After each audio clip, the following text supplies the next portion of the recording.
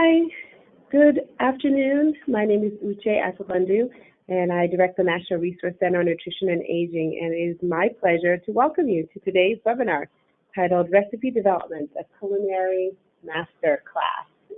This is a reprise or a second follow-up to our initial December 5th webinar that talked about creating healthy and appealing meals for seniors. Today we'll be learning a little bit more about the dietary approaches to providing marketable and memorable meals. We'll be talking a little bit about recipe development, but moreover, exploring your questions and concerns around how to do this and how to operationalize this learning. For some of you, over the last few weeks, you had access to some additional training to help you think more about this topic, but we're pleased to provide additional information and support for you today. On behalf of the National Resource Center on Nutrition and Aging team, it's my pleasure to be joined today by Amy Miller, a great speaker and a subject matter expert, a leader in the field. I'll just take a moment to offer a brief introduction to Amy. She's an award-winning dietitian and public speaker, an author, and the president of Farmer's Daughter Consulting, an agriculture, food, and culinary communications firm. Her career highlights include working for the Dole Food Company, the California Walnut Commission, and the Culinary Institute of America. Today, she works across a variety of clients with interest in the food system, including seed companies, commodity boards, national brands, food startups, colleges, and restaurants. She's presented over 200 state, national, and international conferences in the last 15 years. She received her undergraduate in dietetics from the University of California, Davis, her master's in nutrition communications from Tufts University, and she's a member of the Academy for Nutrition and Dietetics and Les Dames d'Escoffier International.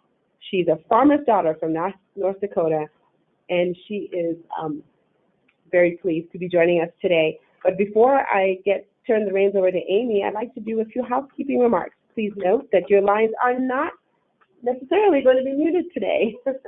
We are inviting you, because we're a small, intimate group today, to join us in an interactive webinar.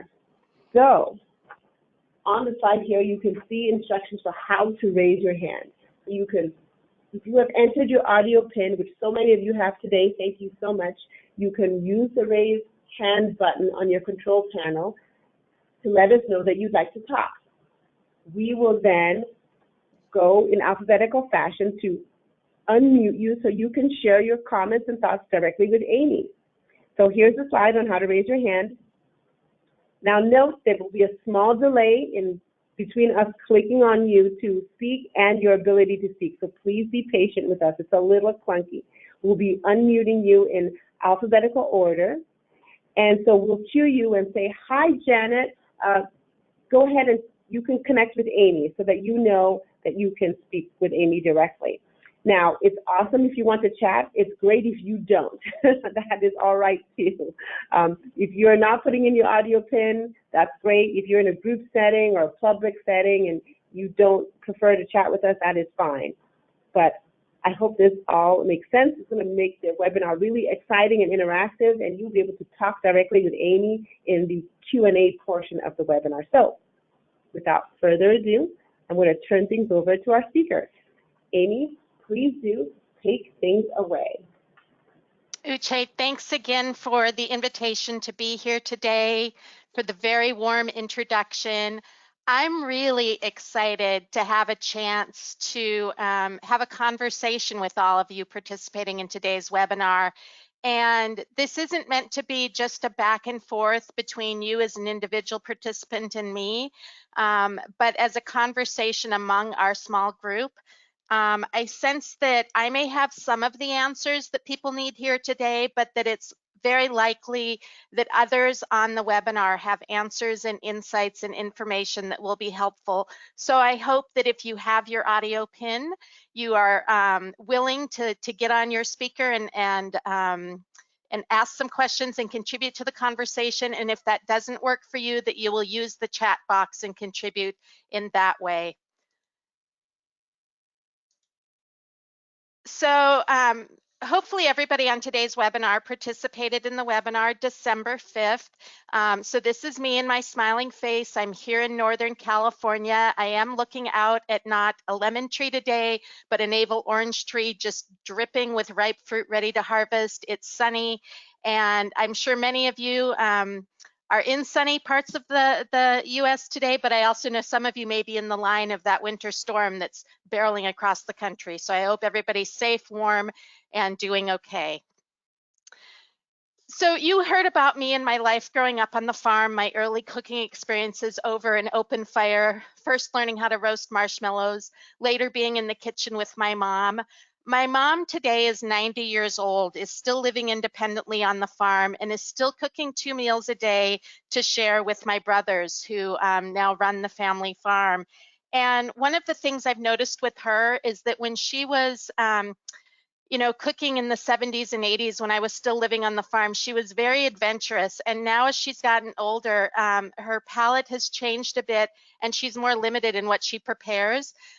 She's still an excellent cook, but I've seen this change. And so I've been thinking a lot about, what I've seen with her and thinking about comments from people who registered for this webinar about meeting the different needs of the seniors you're serving, whether they're younger seniors or older seniors, with maybe a 30-year age span in the clients that you're serving.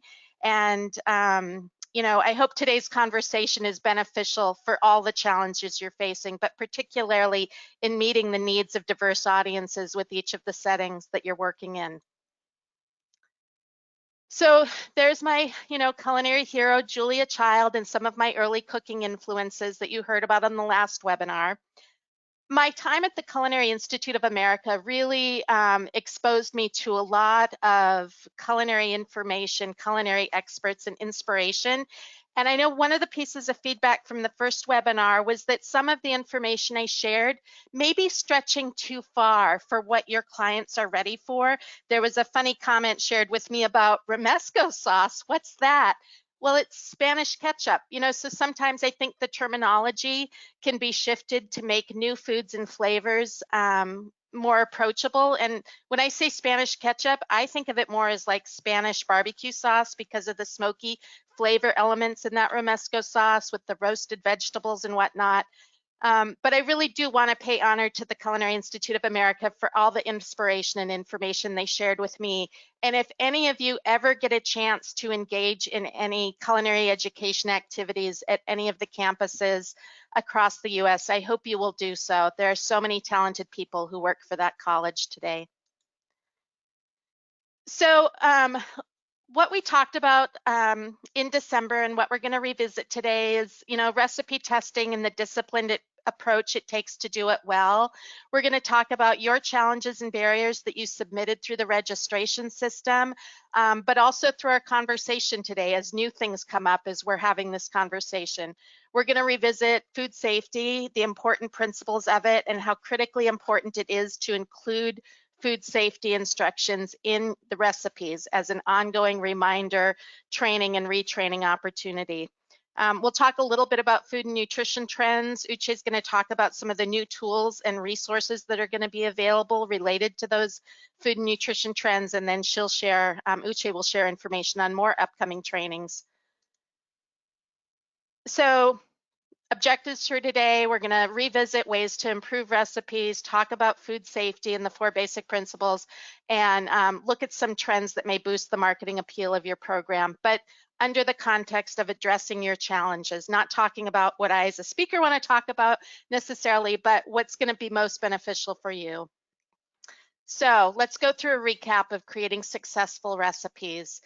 We talked about the 4 steps involved: the recipe development, documenting ideas, the writing of the recipe where you're documenting ingredients and amounts, writing the first draft, then getting into the testing, retesting, and the person who writes the recipe isn't necessarily the best person to retest a recipe. He or she can be the first line, but it needs to go to somebody else to make sure that there weren't assumptions about the clarity, because a really great recipe can be replicated by anybody who can pick it up, read it, review it, whether that's on paper, in a book, or on screen.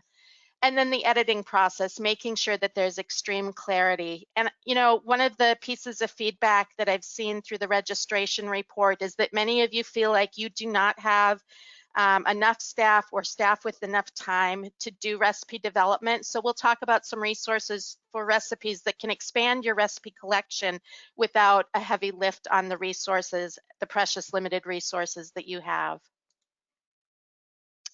We talked about the components of a successful recipe, and I shared some of my insights on, I like a recipe name that has some rich descriptive terms like creamy, mashed potato. Creamy draws in the reader, and it's a great descriptor to put on menus for marketing because it's one of those words that we like creamy things. We feel like creamy things are kind of richer and indulgent. We like the mouthfeel. It sounds kind of soothing and comforting. And so thinking about words that elicit a positive emotional response is really important. It's important for recipe writing. It's more important for menu marketing appeal. A head note is meant to just give some background inspiration and information for the person preparing the recipe, and then the rest of the things are very standard.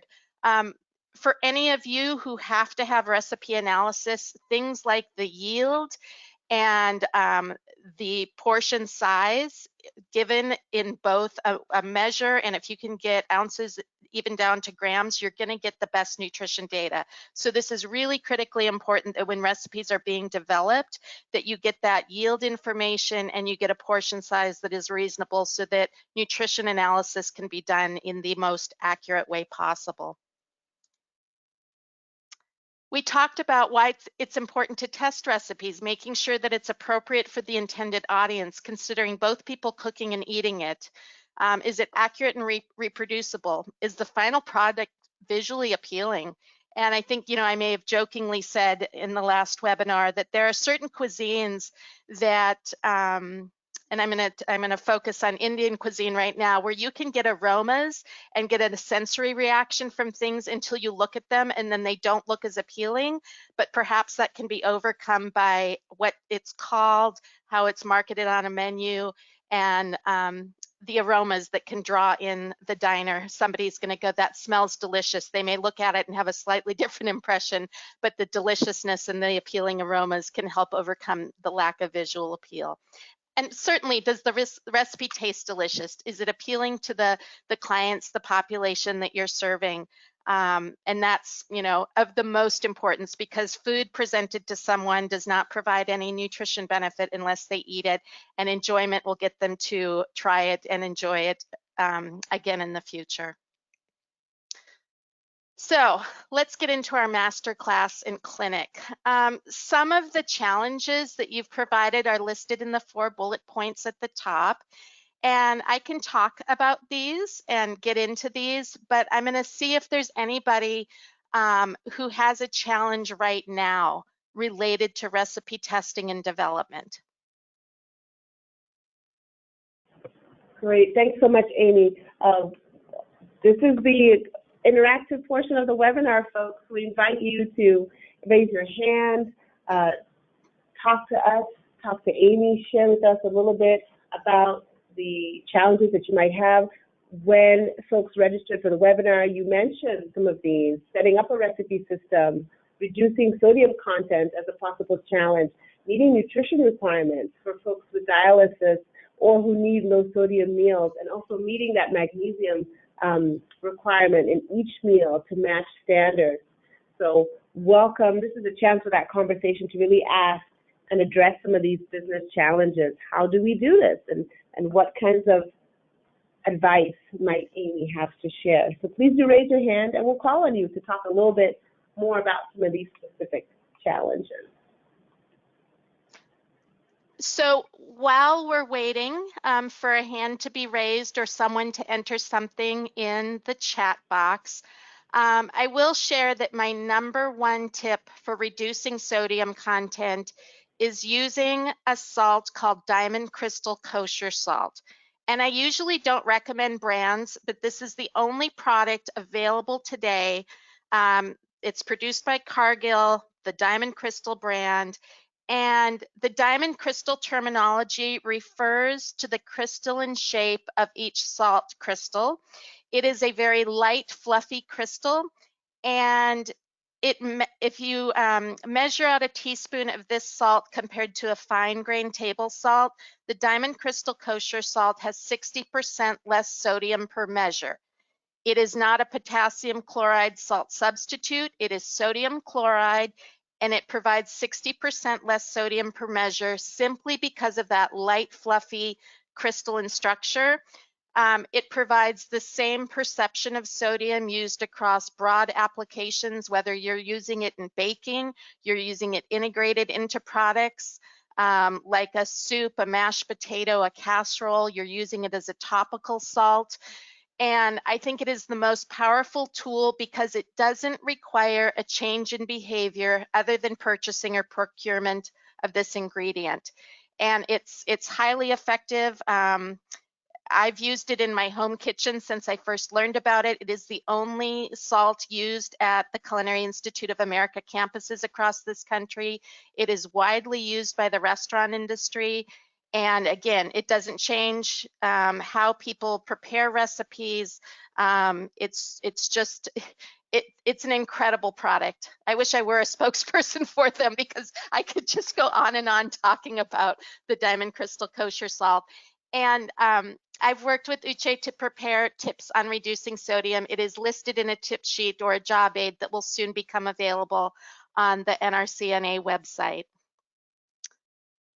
Thanks so much. There was a question, but I think perhaps the question asker is good. Do you mind just repeating the name of the salt again, just so that everyone's clear? Yes, it is Diamond Crystal Kosher Salt.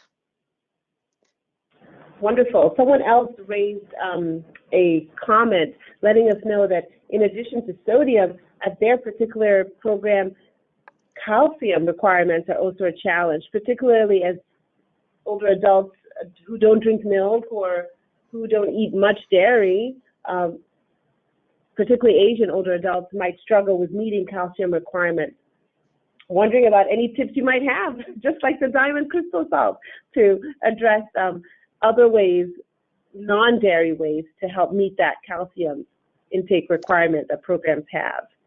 Yeah, you know, that is a big challenge when you eliminate the dairy product category. If it's because of lactose intolerance or cultural preference, it does become a challenge. However, there are calcium fortified products, calcium fortified tofus, calcium fortified non-dairy beverages. There's calcium fortified orange juice today. But there's also the dark leafy greens, and so things like broccoli, kale, baby spinach, right? They contain calcium. You know, it is slightly more bioavailable in the cooked form of those vegetables. So if you're relying on lightly cooked or raw things like baby, you know, spinach for a salad, the calcium isn't going to be as bioavailable. But you know, there are many other foods that provide calcium, and that may be an opportunity for another tip sheet or job aid, Uche. And you know, I think, yeah, I'll leave it at that. Thank you so much. It's as if you knew, we will be releasing later this month in our monthly email update a new series of one-pagers that we have that focus on the key nutrients of interest for older folks. It includes one tip sheet on calcium that talks a lot about the nutrient and how to use it. It's a follow-on from the webinar series we had in December that some of you might have joined us for. So please look out for this next email that's coming out, I believe, mid-month from the Resource Center, and you can get access to these new series of one-pagers that look at key nutrients of interest for older folks. We're welcome any additional questions. Again, love to hear, Amy, perhaps your thoughts about setting up a recipe system. Say I like this notion of being a little bit more rigorous around my recipes. How do I get started in that effort to set up a system? So one of the resources that many of you may already be aware of, but I think it's likely underutilized in people providing Meals on Wheels and other senior congregate meal programs is the Institute for Child Nutrition. Is a USDA funded entity. It is based at the University of Mississippi in Oxford, and they have what's called the Child Nutrition Recipe Box. And these are recipes that have been tested extensively, standardized for 50 to 100 portions, and they're meant for K through 12 school nutrition programs. But I've been, over the past few days, reviewing that recipe database, and they have recipes that they don't have cute names. You wouldn't think, oh, this is for little kids in an elementary school. These are fantastic recipes. Many of them have regional flavor leanings, and they have every type of recipe imaginable. They have the instructions done in a very disciplined way. They use HACCP, hazard analysis at critical control points. So there's critical control points that are food safety focused on cook temperatures, hold temperatures are included, and they have nutrition information. So if you need nutrition data and you don't have a resource at this point to do analysis of your recipes, this recipe collection is a gold mine. And I can share the URL for that site with Uche, and she can share it with participants of the webinar today via email communication.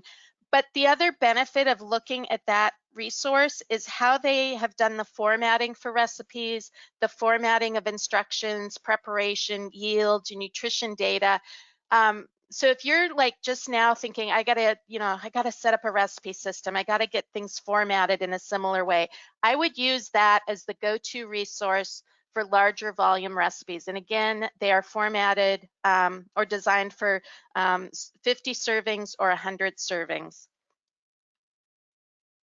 That's great. Would you mind repeating the name of the university and maybe the website, but certainly the name of the university, and we can share that with folks. So it's the Institute for Child Nutrition, and that's the USDA funded entity that operates out of the University of Mississippi.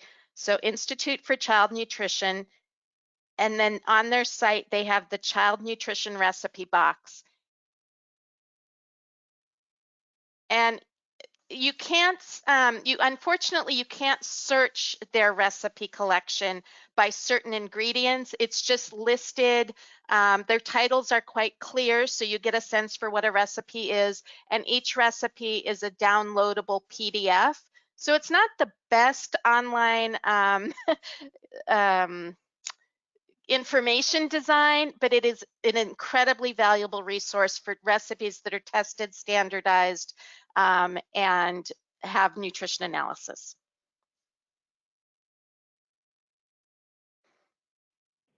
Great, thank you. I'm not sure if the individuals who ask questions about dialysis or magnesium are on the line, but wondering if you have just a quick thought about those. I know that often meeting the needs of renal clients is challenging.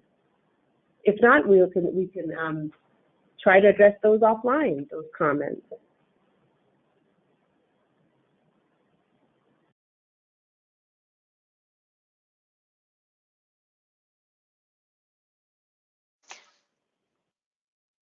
So regarding the challenges of meeting nutrition requirements for dialysis patients, very challenging, looking at total protein content, looking at sodium, looking at potassium.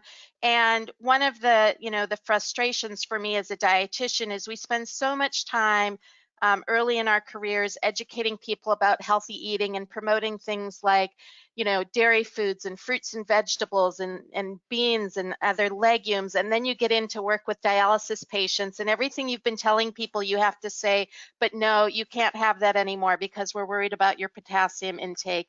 We're going to have to cut back on protein for you. Or sometimes with kidney disease, we're going to have to increase protein for you while keeping an eye on potassium, sodium, and other dietary elements. So it's a big challenge. And, the first thing you need are great standardized recipes that you can analyze. And then it's okay, now how do we adapt this recipe? How do we create a collection of recipes that we can draw on to more easily meet the needs of these clients?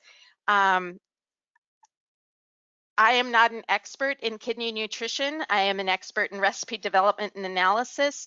And if I were going to do a project for one of you, let's say you were hiring me, I would get one of my colleagues who works in dialysis to be a consultant on the project. And you know, I know that there are challenges with funding and resources for your programs, but I think it's really important for something like this to bring in some experts and to get some outside advice and some counsel.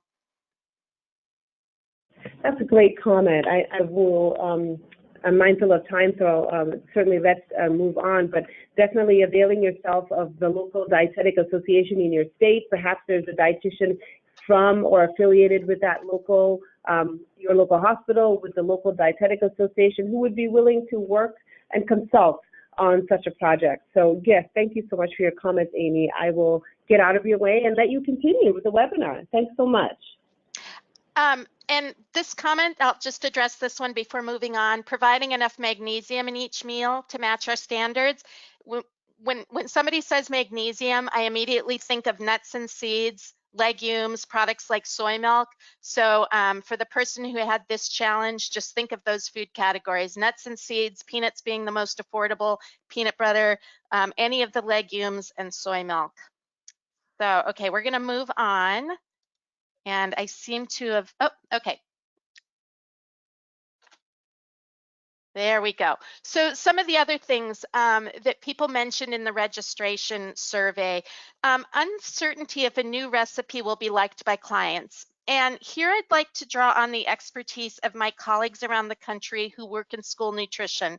Many of these leaders have developed programs for testing new recipes with their target audience of either elementary, middle school, or high school students, where they give them a chance to test new recipes. And you know, if you have a congregate feeding center, this gives you an opportunity to have a new recipe item that you can test. So a little sample size of it, whether it's just a spoonful, a bite of it, to test when somebody's enjoying a regular meal, one of their tried and true that they love.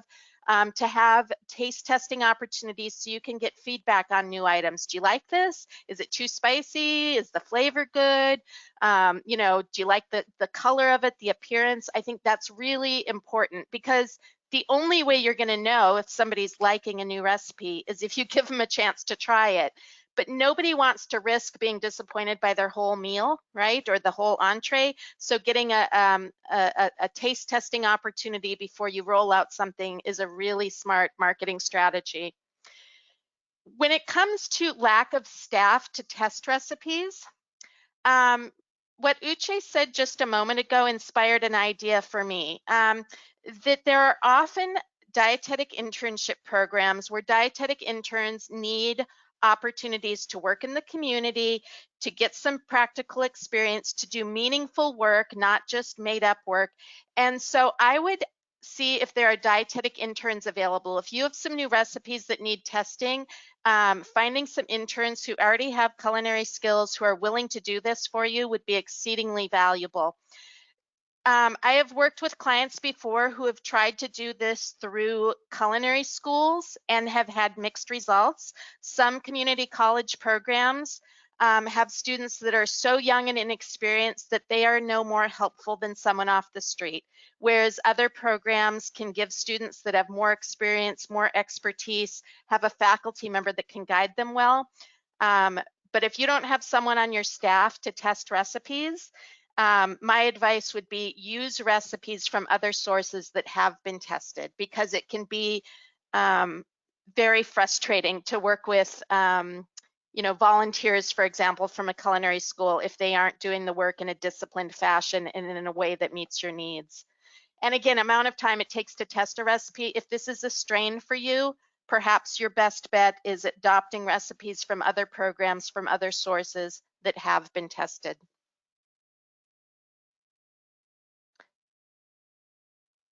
Uche, do we have any raised hands or questions? We will shortly, but thank you so much for your comments. I think it makes so much sense. I appreciate that working with as you mentioned, dietetic students or other professionals in a community can be really helpful. I know that not everyone lives in an urban area where there might be a school that has nutrition students nearby, but please remember that there are schools that have distance programs, who have students who are all over the country looking to work with people all over the country to get their nutrition experience. So there's all kinds of ways to be creative, to find a willing student, a professional who can provide and might be helpful with being that capacity building solution for you if staff is limited. I'll share just a quick anecdote. I mentioned my 90-year-old mom living out on the farm. One of my sisters-in-law is part of the Church Ladies Aid, and she and 3 other members of the Ladies Aid have been preparing dinner and supper 7 days a week for gentlemen that are working on a crew with an oil pipeline project in the area. There are so few restaurants in the area that the Ladies Aid said they would do this as a money-making opportunity. And so they have been developing and testing recipes and cooking like crazy for the 30-member work crew. Yeah, so it's, I mean, think about, there are so many resources in communities across this country. And if there are church groups, ladies' aid groups, retired people who have an expertise in food service or the restaurant business, I think, if we just think a little more creatively and broadly, we can find resources, people who want to give back to their community. Oh, okay. Thank you so much. I want to open the mic to Gary Ann. Gary Ann, please go ahead and ask your question. Thank you for raising your hand. Oh, I think I'm on mute. Am I off mute? No, we can hear you. Okay. Yeah, we can hear you. Go ahead. I am on the Institute of Child Nutrition webpage, and I'm on the Child Nutrition Resource tab, but I don't see where the recipe box is. I would great. Thank you. Go ahead, Amy. Well, I'm trying to get out of the webinar without shutting down the webinar, so I can tell you. Oh, no, don't worry. We'll do it. We'll do it. Go ahead. Okay, I found what I needed, and I am going to put this into the message box. I just put in the URL. So Sharon, maybe you could share that with the whole audience. There is a lot Wonderful. We will do that.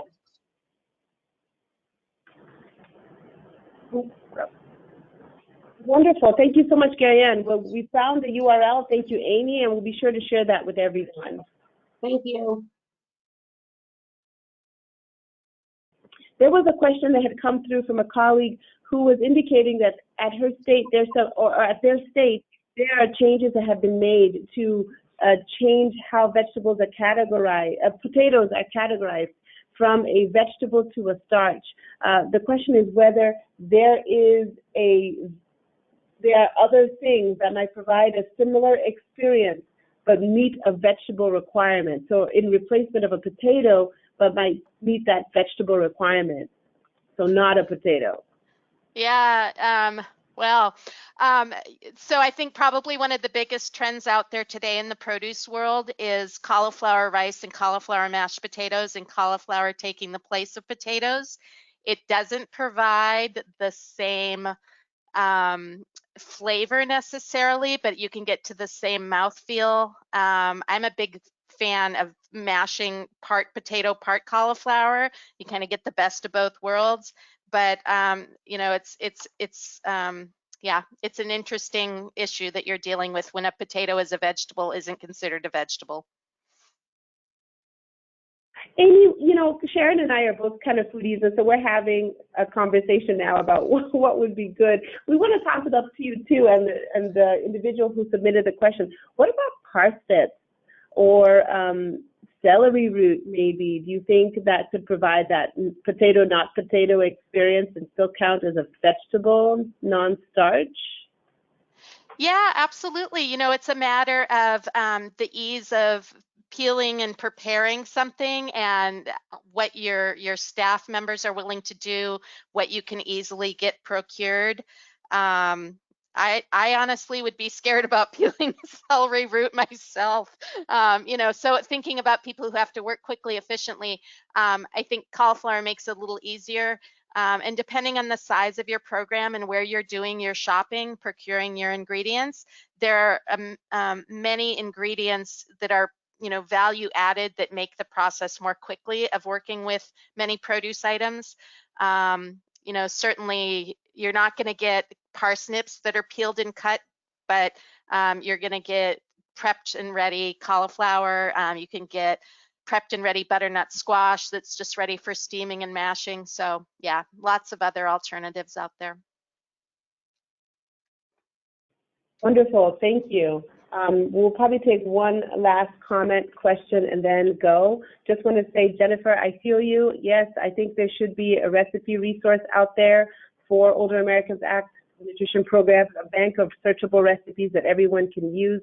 We have a place to get started on NRCNA Engage, which we'll talk about a little bit later, our new online social networking platform. We invite you all to share with us your recipes so that we can help build a internal cache of recipes that folks can have access to, but we can't do this without your help. So we'll talk a little bit more about NRCNA Engage, and we'll send an email afterwards so that we can get started on a recipe box of our own.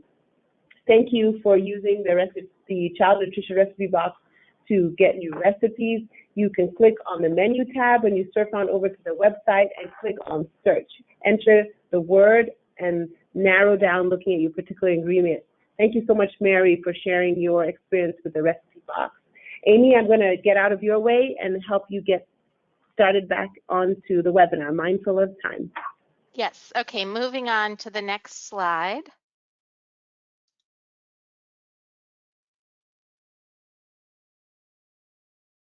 And Sharon, I've lost the ability to advance the slide. If you could help, please. Yes, ma'am. Give me 1 sec. I'm taking it away from you, and now I'm giving it back to you. You should have access now. My little arrow has disappeared.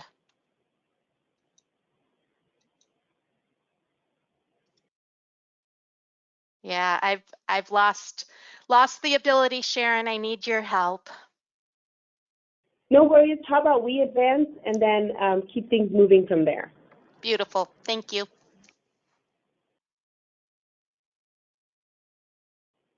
All right. So food safety and recipe writing. We'll take things from here. Oh, and my my whole screen has frozen then. That's the challenge. So give me 1 moment. Okay. Yeah. Sure, no worries. While you're doing that, I'll just tell folks what's on the screen so they have a sense for what is happening, and then we'll have you jump back in when you're all set.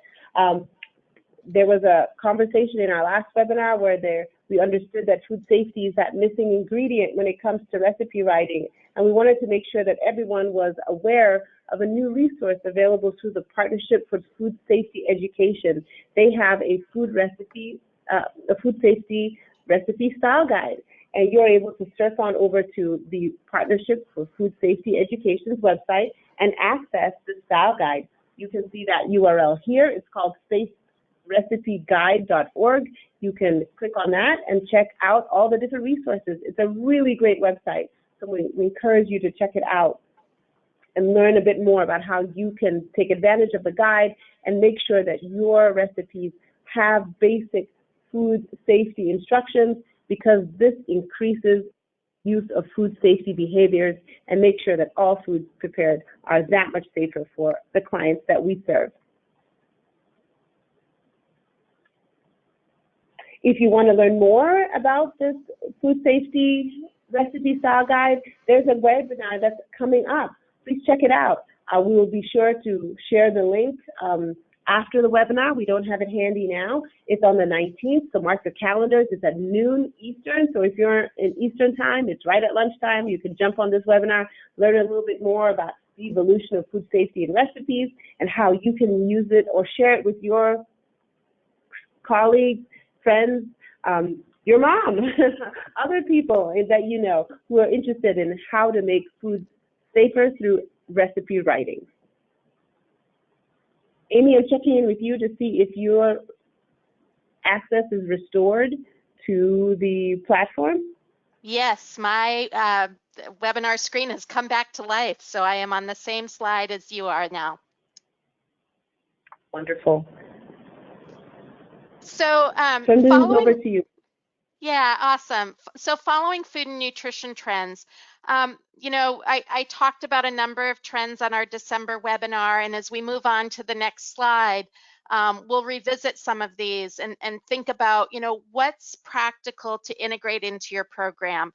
What does your client base look like, and how demanding are they? How much of a trend tracker do you have to be, or a trend follower do you have to be?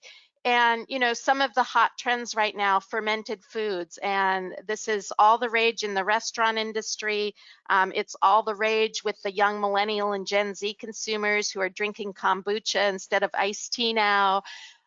So one of the tip sheets or job aids that I've worked on your behalf relates to fermented foods and all the different categories of fermented foods that are available. And one of the benefits of fermented foods is that they enhance flavor so well. They can provide some nutrition and gut health benefits if the live active cultures are preserved, meaning if that ingredient isn't heated above about 120 degrees. Some of the fermented foods have a lot of what's called umami properties, so they can be used in place of some of the salt or sodium in a recipe. And they can help balance flavors. Things like vinegars, for example, can help balance the flavors of dishes to make things a little brighter on the palate, a little more appealing. One of the other big trends right now, plant-based proteins, and there's a lot of different plant-based protein ingredients. The ones that we know well but maybe are underappreciated, like beans, peas, chickpeas, lentils, to the new products, some of the branded products that are appearing on restaurant menus, that are appearing next to ground beef in retail grocery stores around the country. The Mediterranean diet, I mean, it is the most appealing dietary pattern because it doesn't sound like it's restrictive. It doesn't sound like it's deprivation. It sounds like, oh, I'm going on vacation in the Mediterranean. I'm enjoying some wine. I'm eating food that's delicious.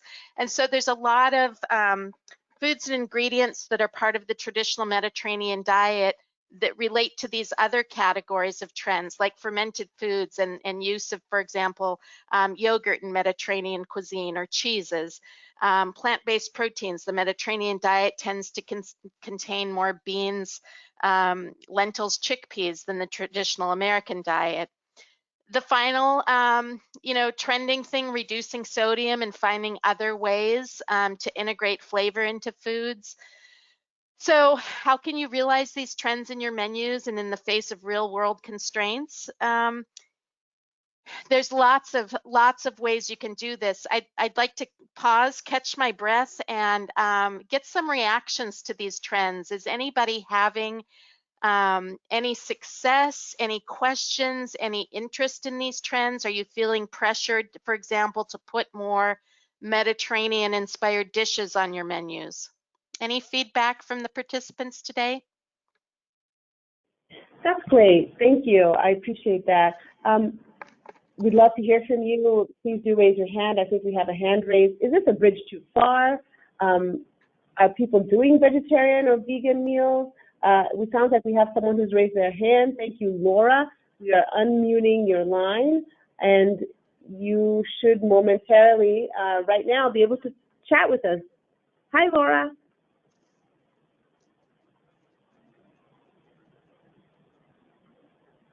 Laura, take it away.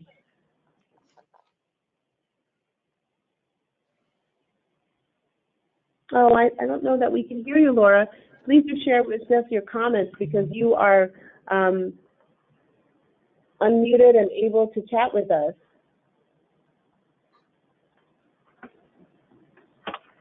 So we have another person on the line who's sharing with us that they've tried vegetarian, adding vegetarian entrees, but they haven't gone over well. And Amy, this is on your next slide, talking about acceptance of some of these new trends. So thank you so much, Nicole. We have another person talking to us about we will not be using any salt in the food we are producing. So they're very interested in salt substitutions. So Amy, this might be something you can address now or something we can address looking at some of those job aids we're putting together. But I love that, talking about acceptance of new trends and how to, and thank you, Nicole, for being brave enough to add the foods to your menu. So I'll first address, you know, salt substitutes are challenging to work with, especially if it's a potassium chloride salt substitute, because potassium tastes bitter. And when, you know, product manufacturers use potassium chloride, they then have to use what's called a potassium masker, an additional ingredient to mask the bitterness of the potassium. So I'm a much bigger fan of being thoughtful about the processed, packaged, canned ingredients that you're sourcing and using salt like that Diamond Crystal Kosher salt to make sure that you're getting a flavor that's appealing, you're getting a balanced flavor, but you're not getting too much sodium in an individual item or the whole meal that's being served. So there are lots of ingredients that are available to mitigate the loss of added sodium chloride in dishes and recipes. Many of them are very expensive, unfortunately.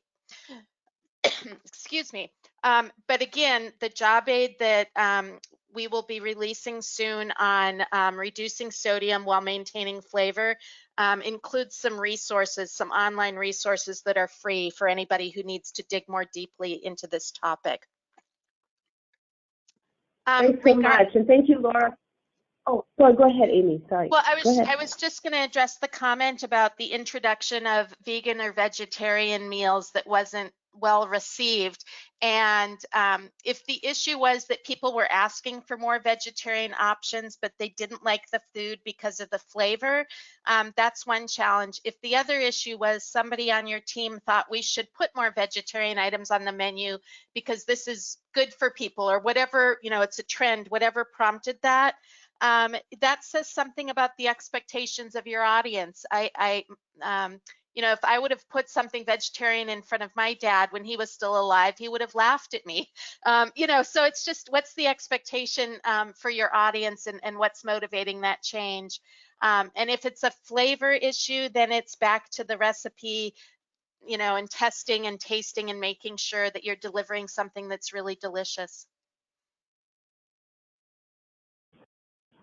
Great, thank you so much. Just thank you, Laura, for your comment.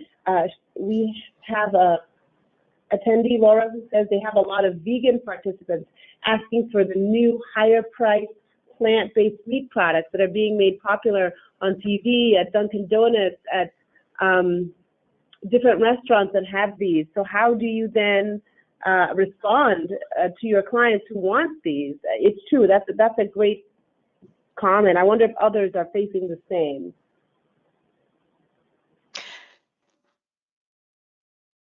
So I'll just say that, yeah, the price point of those products, and I'm assuming that you're referring to the Impossible and Beyond products because they're the ones getting most of the marketing attention. The price points are not great. The prices are coming down in some areas. Part of that is being driven by the volume that's going into food service. So it's you know, the price of production of those items is coming down, but you can get ground poultry, ground beef, ground pork at typically lower prices than those products. But if you have people demanding them, and that's, you know, an important part of participation in your program, then I think it's, you know, it's some tough work that needs to be done to figure out how can you source those and offer them, not every day maybe it's, you know, once a week or some frequency that works with the budgets of your program. Understand. Thank you. Thank you for those thoughts. Last point before wanting to move on is responding to an attendee who's saying that they're not hearing a call for fermented foods in their program, but they're hearing more interest in Asian flavors, trying to find Asian flavors that are low in sodium and looking for ways to incorporate tofu in recipes. Wondering if you could quickly speak to that before you move on to the rest of the slides that we have for today. Yeah, so when people think about Asian ingredients, they often first go to the condiments, things like soy sauce, oyster sauce, fish sauce, and yeah, those are very high sodium ingredients. The soy sauce and fish sauce in particular are highly fermented ingredients, and so you can use less of them to get a desired flavor that also contributes less sodium than if you're using salt to deliver that flavor. But then thinking about like the produce. Base of a lot of Asian cooking with scallions, ginger, and green onions. Ginger in particular is very aromatic, gives such a fresh, bright burst of flavor.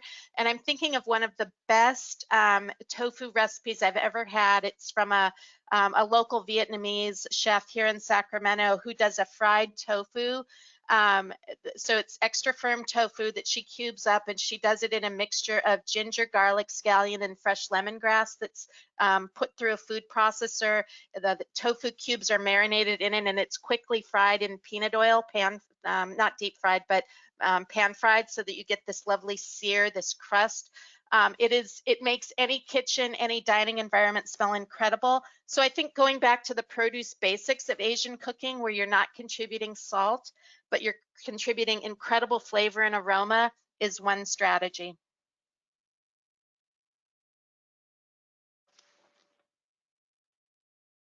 Great, thanks so much.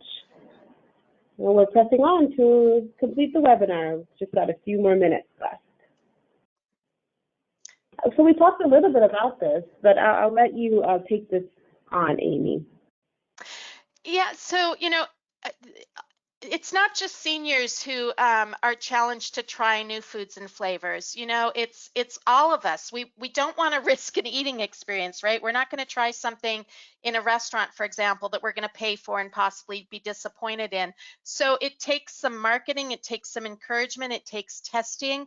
If it's a congregate dining site, they are often similar to what happens in K through 12 school environments, that there are social leaders within a group who influence the thinking of others. And so, who's the voice that's going to have the most impact? Is it the person delivering a Meals on Wheels program who excitedly talks about a new item in the meal that day? Is it someone, serving foods in a congregate dining environment that speaks excitedly about this delicious new item? So part of it is marketing and overcoming our fear of the unknown as humans. And again, engaging people in opportunities to taste test something without risking a failure of a whole meal. It's a little bit psychology, a little bit marketing. And I'm sure that there are, many on the webinar today who can share their experience with this. I do know we're pressed for time.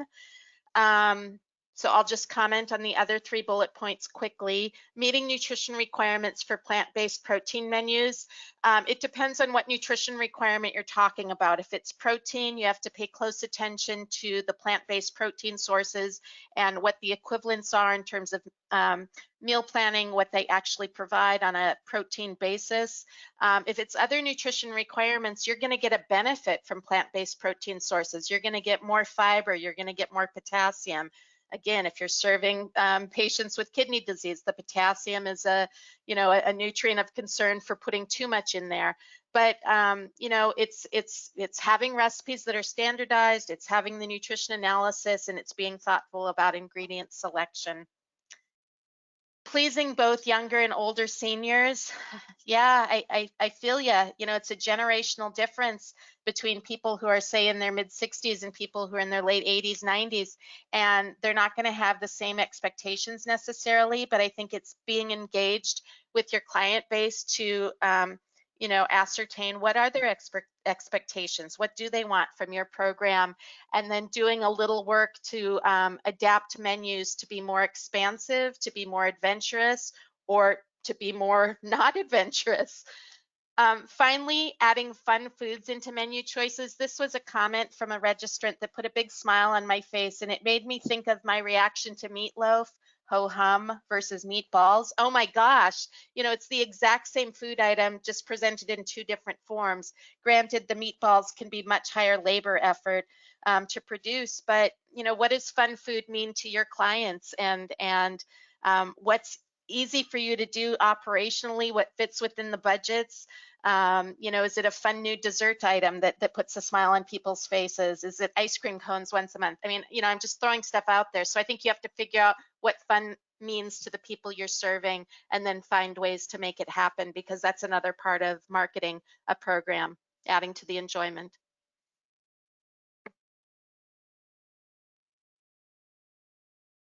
So Uche, I think back to you in our last few minutes. Great, thank you so much. If we have slide controls, then we can advance the slides a little bit so that we can share some of the last sets of information for us. So quickly, some of the take-home messages, of course. The future is yesterday.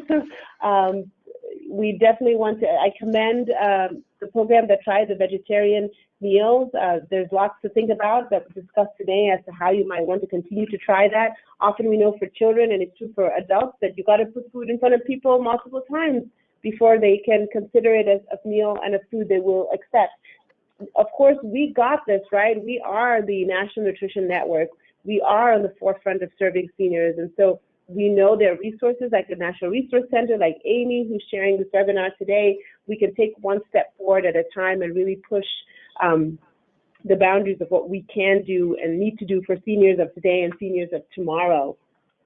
So there's a quick recap here about healthy meals, great recipes, and how they happen, food safety, and we've discussed some things on some of the trends. And so we'll leave this slide in the webinar deck, so when you get it after the webinar today, you can refer to it. But before we end today, I definitely want to channel some Julia Child. Of course, we want to be passionate, keep interested, keep engaged, keep on these NRCNA webinars. So this is a place where we feed our fire and really ignite our passion for serving seniors in the community, leveraging expertise like folks like Amy to do that good work and do it well. I want to talk a little bit about some of our upcoming webinars. Please do plan to join us on the 13th of February. Get Smart with the National Resource Center. It's a 30-minute webinar, just a little bit of time to learn what's new on our website.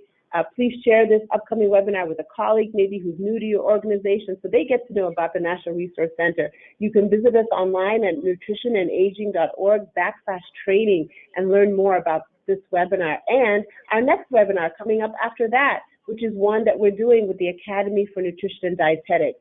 It's called Making the Case for Nutrition Therapy. We've released a new toolkit called MNT Works for Seniors. It focuses on how senior nutrition programs can talk about medical nutrition therapy. Please join us. We have over 600, 700 people registered for that webinar, so it's clearly popular. Maybe you've already registered, maybe you haven't. Surf on over to nutritionandaging.org and join us. Lastly, you heard it first here, we're celebrating National Nutrition Month. Woohoo! You can join us March 4th at 3:30 Eastern so that we can talk more about the Congregate Nutrition Program. We're working with the Administration for Community Living on this wonderful webinar series. It is the first in this weekly series all the month of March on the nutrition program for congregate dining. You can learn all about this program, what you can do to keep it front and center and sustainable and engaging for your local program. So please join us March 4th. Carry on the conversation that we have started today on our online platform called NRCNA Engage. You can find that by going to our website, nutritionandaging.org. It's on our landing page. Just click on joining our social networking platform. It's so easy to sign up. Just click on the request to join button and boom, you've joined us and you can continue this conversation. Jennifer, I'm looking for you. Share your recipes with us, everyone, so that we can build our own recipe box on the National Resource Center and have recipes for our seniors for us to use. We're super grateful that you were able to join us today. We thank Amy for your expertise. I thank you all for your time and attention, for your engagement, for your questions. Keep in touch. Join us for these upcoming webinars, and we look forward to talking again with you soon. Thank you, Amy. Thanks, everyone. Have a great rest of your day.